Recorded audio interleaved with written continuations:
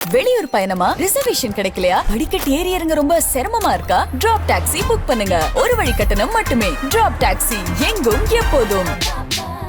இந்தியாவில் கப்பல் கொட்டும் தொழிலை மேம்படுத்துவதற்காக 2026-27 நிதியாண்டில் 62 கப்பல்களை வாங்குவதற்காக டெண்டரை மத்திய அரசு வெளியிட உள்ளதாக துறைமுகங்கள், கப்பல் போக்குவரத்து மற்றும் நீர்வழிகள் அமைச்சகத்தின் கூடுதல் செயலர் முகேஷ் மங்கள் தெரிவித்தார்.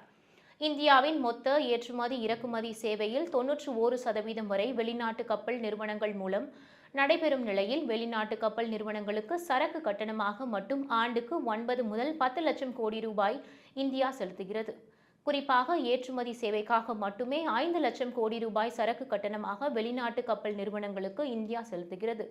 இந்தியாவின் மொத்த வர்த்தகத்தில் வெறும் 5% தான் இந்திய கப்பல் நிறுவனங்கள் எடுத்து செல்கின்றன. மீதமுள்ள 95% வர்த்தகத்தை வெளிநாட்டு கப்பல் நிறுவனங்கள் தான் எடுத்து செல்கின்றன. இதையடுத்து மேக் இன் இந்தியா திட்டத்தின் கீழ் இந்தியாவில் கப்பல் கட்டும் தொழிலை ஊக்குவிப்பதற்காக சுமார் 70,000 கோடி ரூபாய் மதிப்பிலான திட்டத்தை மத்திய அரசு சமீபத்தில் அறிவித்தது.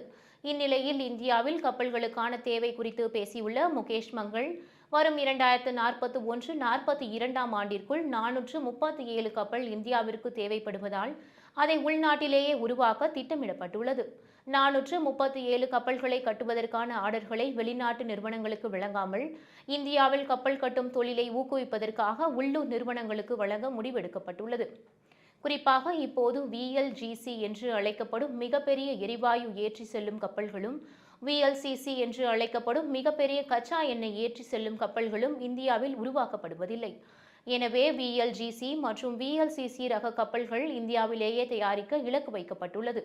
அதன் ஒரு பகுதியாக 2026-27 நிதியாண்டில் 62 கப்பல்களை வாங்குவதற்கான டெண்டரை மத்திய அரசு வெளியிட உள்ளது என்று தெரிவித்துள்ளார்.